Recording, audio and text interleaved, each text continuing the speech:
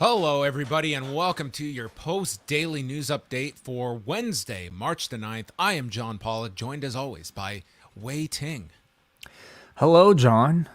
It is your birthday today, so I would like to, off the top of the show, just want to wish you a very happy birthday on behalf of the post-wrestling universe.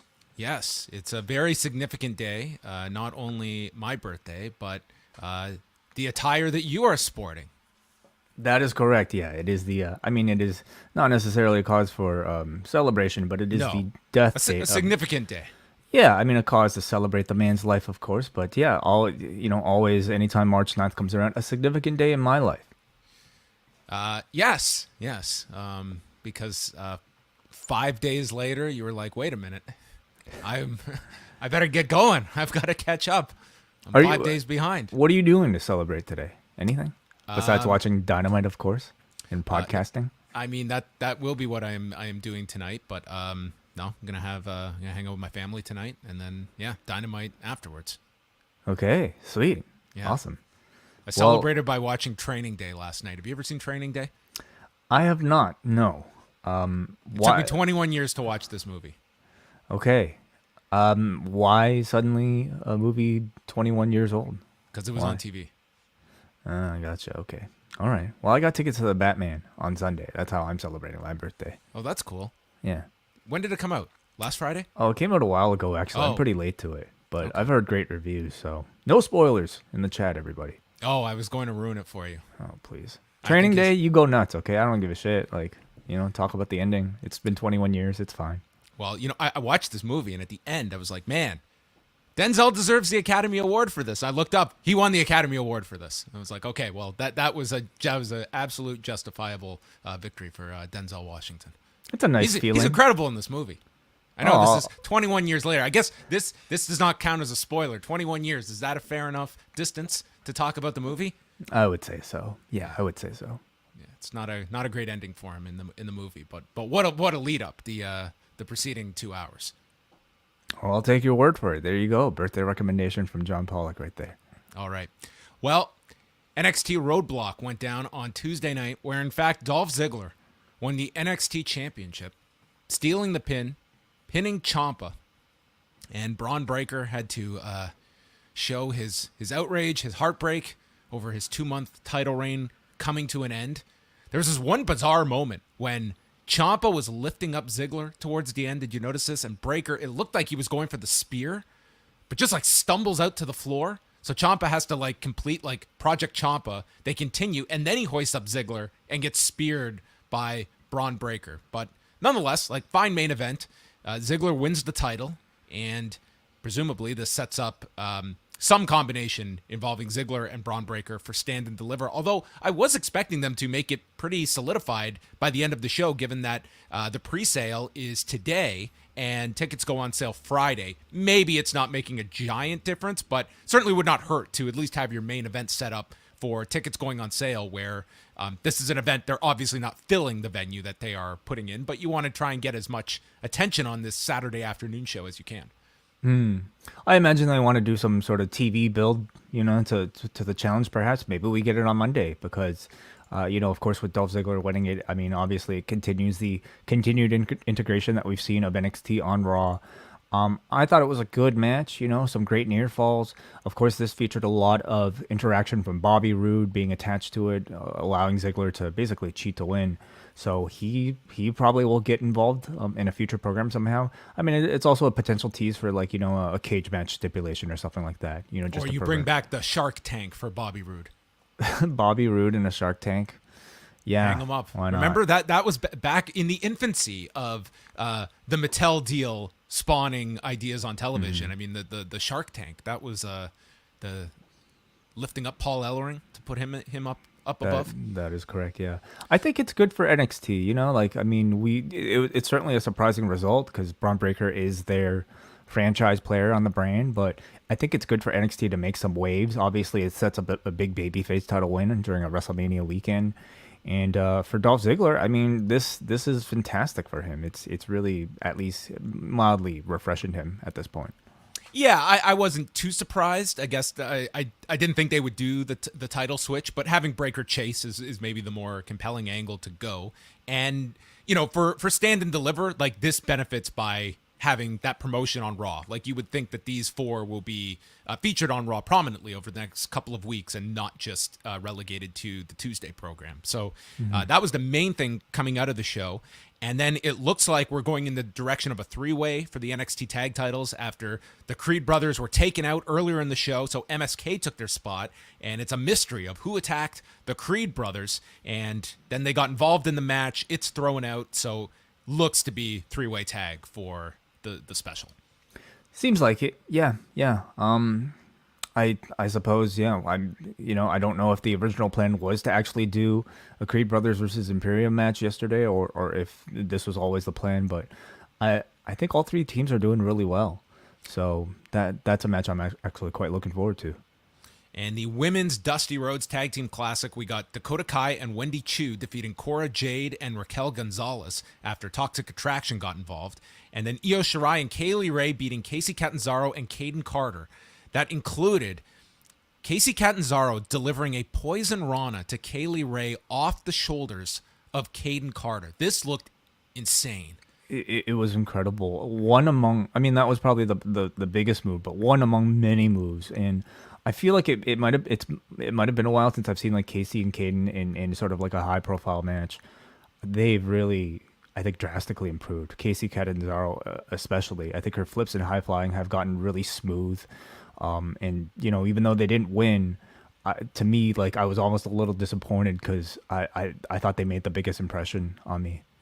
Yeah, I mean that Poison Rana spot, like dude, I just gasped watching this. I do not want to see that become a regular for people to be trying. It just looks like, man, there is no margin for error on that thing. It looked pretty, spectacular, but very, very scary looking at the same time. But yes, so Io Shirai and Kaylee Ray against Dakota Kai and Wendy Chu will be in the finals. And it appears like they are going with Cora Jade got involved later, attacking Mandy Rose. So we will see how that all figures out. It looks like we have like Mandy Rose, Cora Jade, and Raquel Gonzalez all somewhat linked together. And you even have like Toxic Attraction as a whole involved in whatever that's going to settle into. Seems like it, yeah. Putting a lot of, I think, airtime behind this Wendy Chu Dakota Kai team up. I mean, they're certainly a lot further along than I personally expected, but I'm happy to see it. I think Wendy Chu's a really entertaining gimmick. I mean, Dakota Kai not so much. I've enjoyed her more in the past. I'm not so sure about this sort of like voices gimmick. It feels like very day one improv class to me, but maybe they'll actually win it. Do you have a pick, John? I think I just look forward to the amount of times that we're going to have to hear Dakota Kai and Wendy Chu be referred to as the sleeper team in the tournament. Pretty good. As they go to the finals. Yeah, I mean, it's... you would think like Io Shirai and Kaylee Ray is... like they're somewhat like established in this whole thing, although... Dakota Kai really is too. Wendy Chu is maybe like the one person that has like benefited from this tournament of having something more substantial. You could really go any direction here. Like Shirai and Kaylee Ray is probably your better match, but that's not what these tournaments are always booked around, is producing the best match. No, especially now. But I mean, yeah, I could see either team taking it. And that was about it. Grayson Waller defeated LA Knight in the last man standing match with the assistance of Sangha. Man who just took a beating in this match from LA Knight with like multiple chair shots, and then was literally used as a post for Grayson Waller to lift himself up by and hold on to. Anytime I hear the name Sangha, I think about like Zanga, like the blog. You ever have a Zanga, John? No, I didn't have the pleasure. No. Oh, okay. Yeah, Zanga. Yeah, so that's who I think about. Anyway, yeah, you know what? Honestly, that match, Grayson Waller, LA Knight, I thought it was way more entertaining than it had any right to be. I had very lowered expectations for it, but it was very well laid out. A lot of attention-grabbing spots. Like, I liked the match. This crowd is the greatest addition that they have. Like, this is an audience that, I mean, they should be paid on their way out for what they add in terms of like sounding like 200 people that are into everything, that heighten a lot of this stuff on here. But still, my favorite character on the show remains Andre Chase. Yeah. Okay. Just screaming at the. I loved the way that they censored him yelling out the guy in the classroom, and then as it comes back, you piece of shit, I'm gonna beat the shit out of you, and that part goes that shit is okay on NXT. I just find this guy so amusing. You give me one of those classroom sessions every week, I'm entertained for 2 minutes by him. I mean, the backstage segments, or like, whenever they get out of the arena to film these sketches, I think they're usually quite effective, especially like the Carmelo Hayes barbershop segments. I'm really enjoying those. But we also have a debut coming out next week with A-Kid coming in from NXT UK, taking on Kushida. That's right. Yes, Kushida thinks he is better than A-Kid, and Ike Manjiro is very excited by this. Yeah, I don't care so much about that guy, but A-Kid versus Kushida sounds like a great match. So there you go. The next few weeks, they'll have the qualifying matches for the ladder match to get a spot in the, I guess it's going to be a 5-man ladder match for Carmelo Hayes' North American Championship at Stand and Deliver. Moving on to Raw ratings from Monday night. They did very well. 1,775,000 viewers, pretty much on par with what they did the week before. Down slightly, 3% in the demo with a 0.45, but still finishing on top of the. Really, they were the number one show on cable. They were by a sizable portion. News was still there, but not at the same level as we have seen last week. The decline was 17% in viewership throughout the show, 15% in 18 to 49, but they got off to a really strong start in the first hour. Last week, it was substantially down in hour one. This one, higher start in hour one, but you also had the drop-off in hour three. In Canada, they did a fantastic number. They did just over 245,000 viewers, which is their highest number since the Monday after SummerSlam last August in Canada. So that was rather big.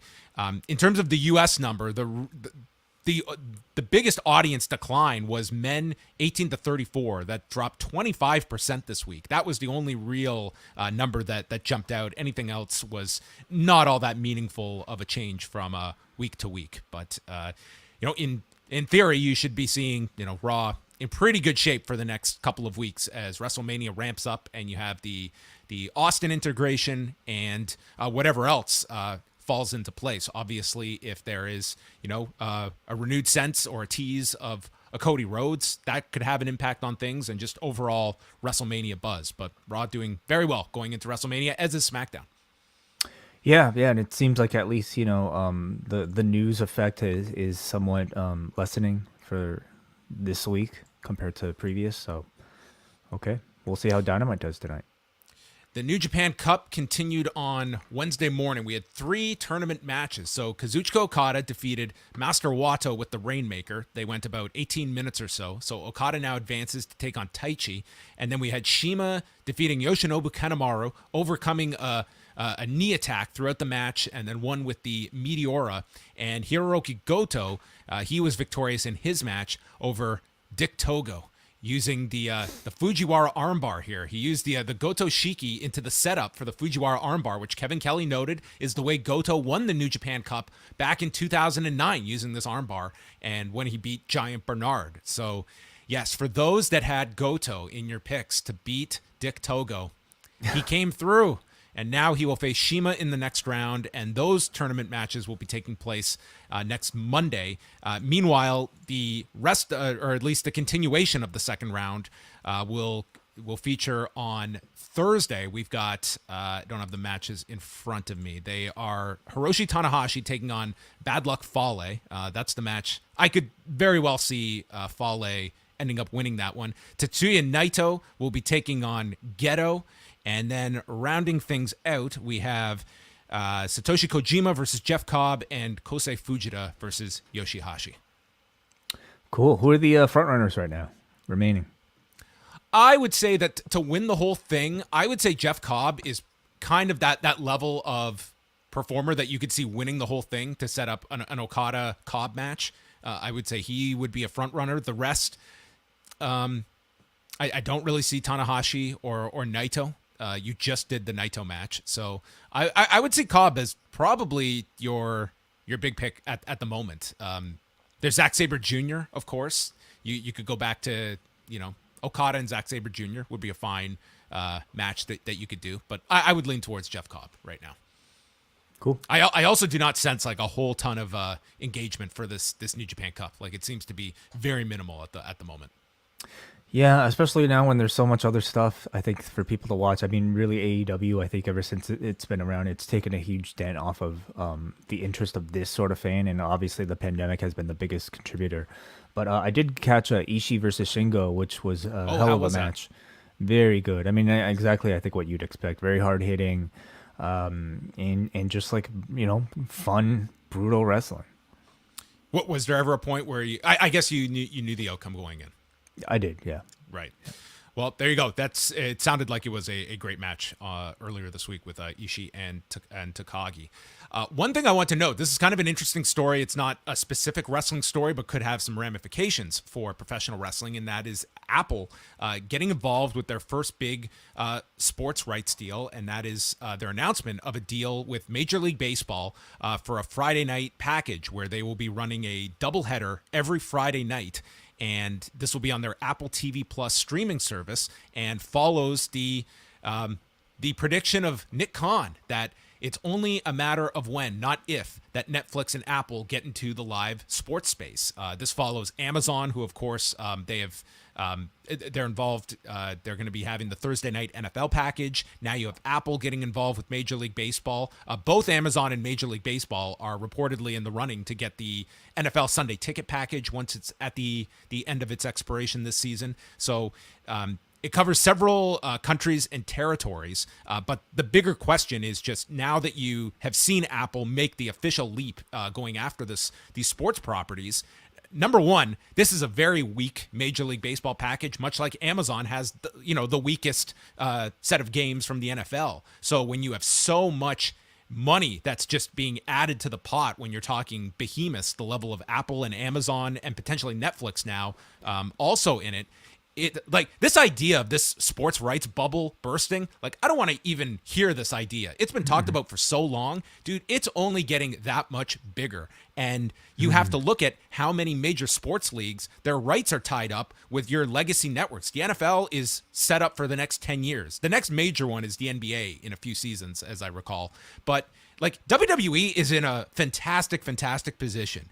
AEW, I don't know if they're going to see the like massive increase. They very well might. But I think WWE in particular, I just think it's going to be a sizable increase that they see when you look at like these companies, and WWE might not be at the top of your list, but what's available now, and WWE falls into that mix that could very well have a bidding war. And that's the best thing for both of these companies, to have multiple outlets that want this programming. Yeah, I mean, they might not be at the level of a Major League Baseball or NFL, but I think they're positioned in a very unique spot, in that I think they have very active social engagement, and they've established themselves as a product that, at least for most of its existence, that people are willing to pay a premium for. At least when it comes to these, major shows. So I think that certainly puts AEW in a wonderful bargaining position when they have the WWE essentially kind of play, like the leader in the industry, and using them as a point of comparison in their negotiations. Whatever Tony Khan is thinking about with Ring of Honor, I'm sure in the long term, those people wondering if he's going to continue. I think in the long term, he's looking at deals like this and hoping to reach something similar if he can rehab that Ring of Honor brand into its own, very marketable top tier type of brand in a package deal or on its own.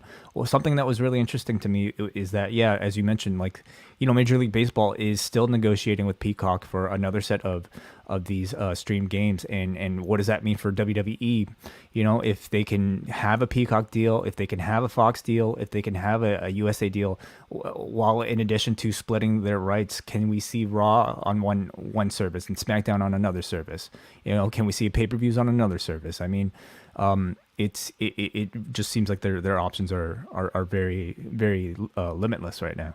I would certainly think that in the next round of negotiations, whoever they're talking to, and of course Peacock is going to be a major component, that, you know, if you look at like the template that the NFL had, it's like you're going to have your televised games, but like all of NHL as well, Major League Baseball, like the idea of negotiating where there are going to be X amount of Raws that are dedicated to Peacock, I could totally see that part of the deal. And if you're WWE, it's like, okay, well, you see this as a tool to build your service. We're going to expect X amount more for these streaming games, streaming Raws, for instance. Like, I totally see that as part of the negotiations with such a high premium on establishing these streaming services. The other point that I think is interesting with like Apple and Amazon, it's something that Nick Khan stated recently, was the fact that the prior regime, they kind of were just happy to have some seat at the table and would be negotiating with lower level people. I think everyone knows the reputation of Nick Khan, that I would be very confident this guy can get meetings pretty high up at any of these services. And that's a huge part of, like, we're not talking about people that are, you know, 10 rungs down, that are, you know, sending programming off to their superiors. It's like, if you can cut the line and you're talking to big people, Nick Khan could probably get a lot of those meetings without a whole lot of persuasion.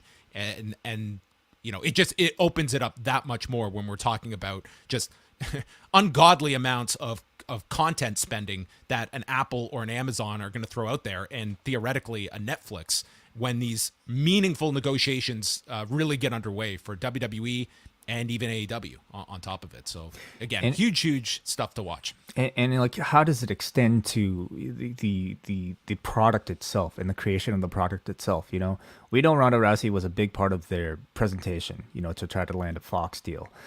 Does this increase, you know, maybe WWE's want to bring on not just, you know, top names, but also like celebrities, you know, the celebrity integration? Does that become a more regular thing just so that they can promote bigger names? I mean, this year's WrestleMania, I think, so much more than so many others, is really based around, I think, names and mainstream, like, you know, what are the mainstream names that we can attach to this show? And I mean, I can only see that being more important for the company. I think that's a huge part for both. Like, you've heard Chris Harrington talk about it, like that integration of like Shaquille O'Neal, like having that kind of celebrity involvement, that speaks a lot to advertisers and sponsors and your networks. Like, it's to have stars attached to your product, it makes it feel more prestigious. And hey, if you can say, look, we carpeted our programming with Johnny Knoxville, and he ends up having the top movie in the country, like we can piggyback off of that success and take some credit for it. That's what you do as a company. You really put your platform as something that is very influential with its audience, and how celebrities can come in and they get something out of it. It's not a one-way street either. Mm-hmm. So anyway, very interesting stuff to follow there as well. And that takes us into Dynamite tonight in Florida at the Hertz Arena. And Tony Khan was on Busted Open Radio this morning stating that Bryan Danielson and Jon Moxley will team up with William Regal in their corner. They have not announced who will be their opponents for tonight. It feels more so like a showcase for Moxley and Danielson and getting Regal onto the show. And that joins the previous announcements of Sammy Guevara versus Scorpio Sky for the TNT title, Thunder Rosa versus Layla Hirsch in a number one contenders match with the winner facing Britt Baker next Wednesday, and Chris Jericho will address Eddie Kingston. So probably some more announcements maybe to come this afternoon, with the major stuff being the fallout from Revolution, Punk's involvement on the show, perhaps MJF's as well, unless he's, you know, selling the beating from Sunday. And do we get Jeff Hardy tonight? Is he legally allowed to show up?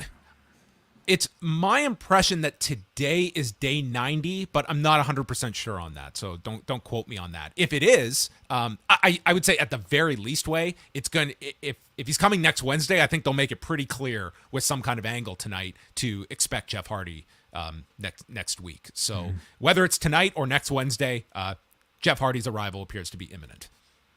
And wasting no time with this Regal and Moxley and Bryan team up, you know, like we just got the slaps, and all of a sudden over the weekend they must have been had quite the conversation. They got to build up their rankings way. Their records is 0-0. They gotta pad that. They gotta do some darks, some elevations. And already getting the match, I'm very excited. To me, that is the number one thing I'm looking forward to on this show.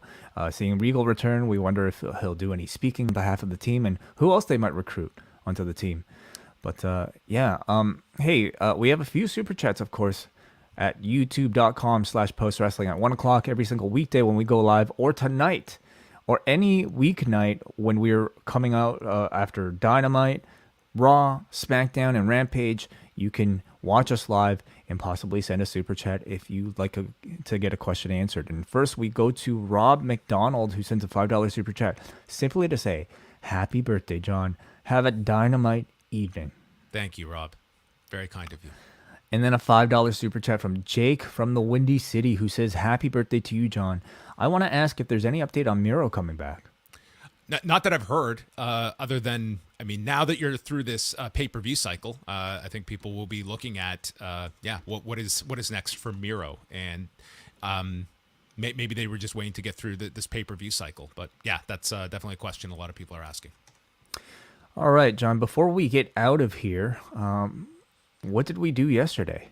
Well, yesterday we went back 10 years in the past to review TNA Hardcore Justice 2012. And I know what you're thinking. Wow, Hardcore Justice 2012? What's the special occasion? Well, it's our 105th edition of Rewind Away. That's the special occasion to go review this historical event in the pantheon of TNA pay-per-views, featuring the much maligned at times Bound for Glory series tournament. We got 3 multi-man heavy stipulation matches, including a ladder match involving probably the most famous feud in TNA history between Kurt Angle and Samoa Joe, and the most famous three-way, maybe the most famous match in TNA history, with AJ Styles, Christopher Daniels, and Samoa Joe. Put them all together, add a ladder. That is what you get at Hardcore Justice. That is also accompanied by Austin Aries defending the Impact title against Bobby Roode, a tables match, a Falls Count Anywhere match,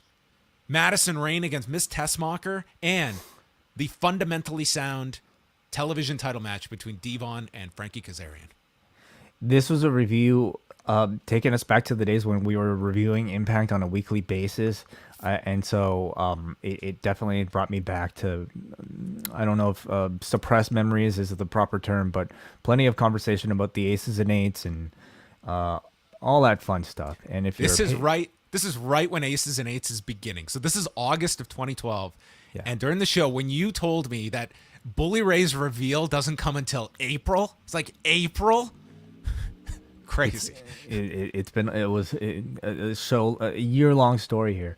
But yeah, if you're also a patron, of course, you have video access. We've been doing these on video as well. Those of you on YouTube who are used to watching us talk and not just listen, you can find that if you're a Post Wrestling Cafe patron right now.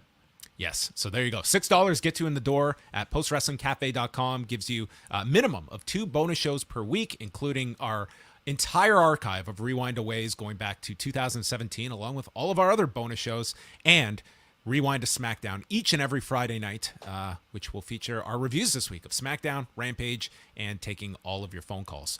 So that is going to wrap things up for the post-daily news show, and we are back tonight here on this very channel at 10:15 Eastern, right after Dynamite, to chat whatever goes down in beautiful Estero, Florida. Apparently a really great place to live. We heard from somebody who used to live there. That's right. Oh. We heard from a resident of Estero, Florida. It seems that it's interchangeable with Fort Myers, but I don't want to make that distinction. If you know, it's do you know for the house show over the weekend in Laval, Quebec, all on those updates on TV, they just promoted Montreal. It's like Montreal and Laval are very distinct cities. Yeah, I think so. Close enough. Okay, thanks to everybody for tuning in. We'll speak with you tonight, and that concludes your Post Daily News Show.